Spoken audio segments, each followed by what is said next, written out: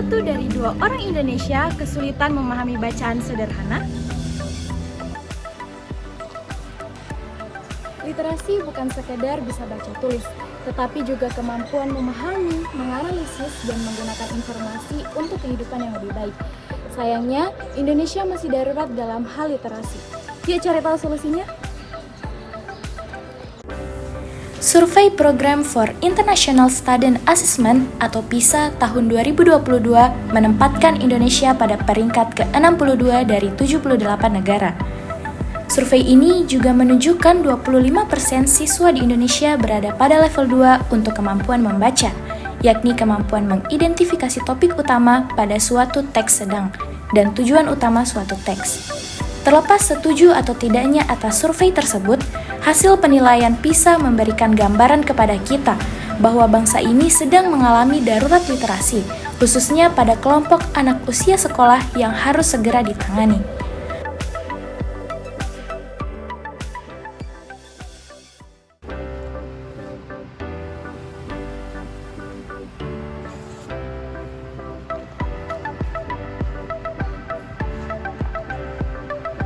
Menurut UNESCO, minat baca orang Indonesia hanya 0,01%. Artinya, dari 1.000 orang, hanya 1 orang yang rajin membaca. Hal ini diperparah dengan kurangnya akses ke perpustakaan dan ketersediaan buku-buku yang berkualitas. Di era serba cepat ini, kemampuan membaca dan menulis bukan lagi sekedar keahlian dasar, melainkan kunci untuk memahami dunia. Literasi baca tulis membantu kita berpikir kritis, menyeleksi informasi, dan menemukan kebijaksanaan dalam setiap keputusan. Namun, literasi tidak akan tumbuh tanpa kebiasaan membaca yang baik. Oleh karena itu, penting bagi kita untuk memilih buku bacaan yang tepat, buku yang tidak hanya menghibur, tetapi juga memperkaya pikiran. Mulailah dengan memilih buku sesuai minat, baca sinopsisnya, dan pastikan isinya bermanfaat.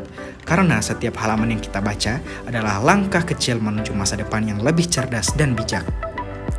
Di era serba digital, informasi datang begitu cepat, namun tidak semuanya bisa dipercaya.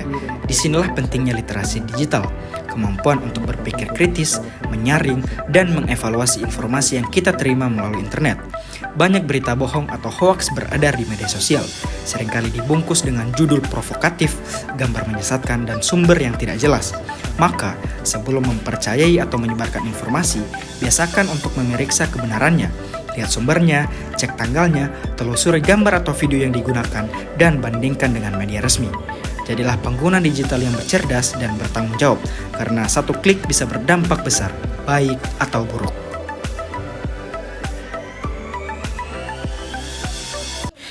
Di tengah gaya hidup konsumtif dan godaan belanja instan, literasi finansial menjadi keterampilan penting yang harus dimiliki sejak dini. Literasi finansial bukan hanya soal menghitung uang, tetapi bagaimana mengelola, merencanakan, dan memanfaatkannya secara bijak. Menabung adalah langkah awal untuk membangun rasa aman finansial, sebagai cadangan di saat darurat atau untuk kebutuhan jangka pendek.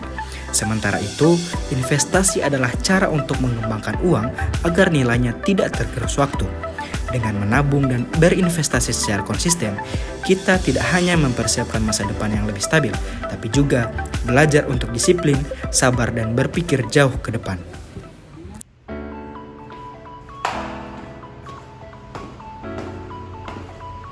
Literasi digital contohnya. Di era internet, 63% warga Indonesia tidak bisa bedakan mana berita palsu. Dan ini hal yang bahaya banget loh.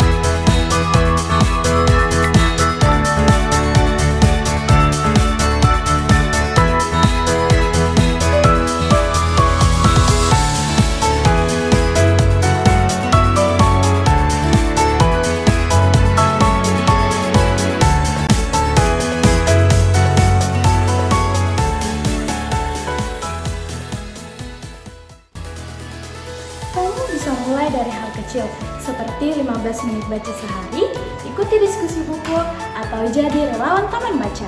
Literasi kuat, Indonesia maju.